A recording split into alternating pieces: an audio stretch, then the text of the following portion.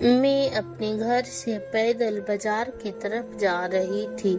तभी मेरा नज़र एक स्कूल के दीवार पर पड़ा जिसमें एक पोस्टर चिपका हुआ था और उसमें कुछ लिखा हुआ था। उसमें लिखा था कि कल इस रास्ते से गुजरते वक्त मेरे 100 रुपये कहीं गिर गए हैं। मुझे ठीक से दिखाई नहीं देता।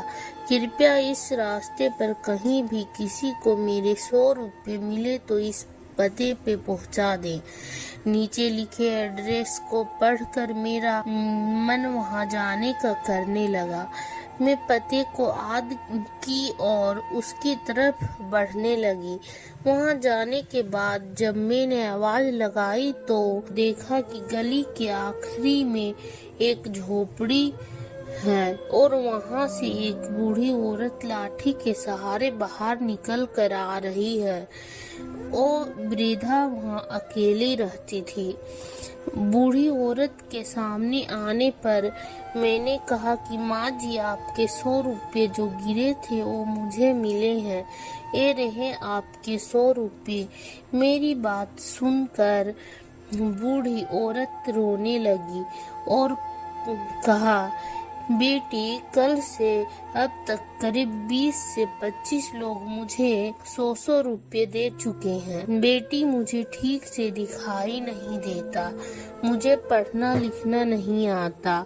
न जाने किसने मेरी हालत देखकर मेरी मदद के लिए ऐसा किया है। मेरे बहुत कहने पर उस बूढ़ी माँ ने हमसे 100 रुपया ले तो लिया, लेकिन बूढ़ी माँ ने हमसे विनती करते हुए कहा कि बेटी, जाते वक्त वो संदेश जरूर फाड़ कर फेंक देना।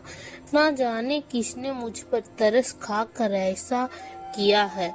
मैंने सिर हिलाते हुए बूढ़ी माँ की बात पर हामी भर ली।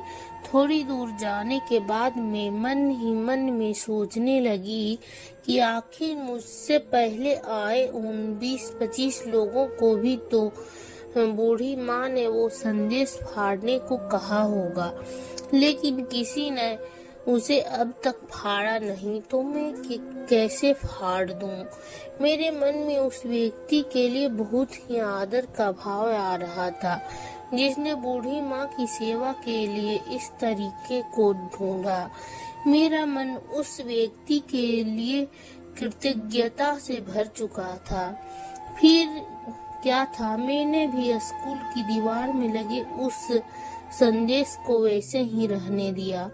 दोस्तों, इस कहानी से हमें यही सीख मिलती है कि हमारे मन में सिर्फ कर्म करने की इच्छा होनी चाहिए। मदद के तो अनेकों तरीके हैं। अगर हमारे अंदर किसी की मदद करने की इच्छा हो तो हम किसी न किसी रूप में जरूरतमंद की सेवा कर सकते हैं। दोस्तों, कमेंट करके बताएं आपको ये कहानी कैसा लगा, और पसंद आए तो वीडियो को लाइक और चैनल को सब्सक्राइब जरूर कर दें।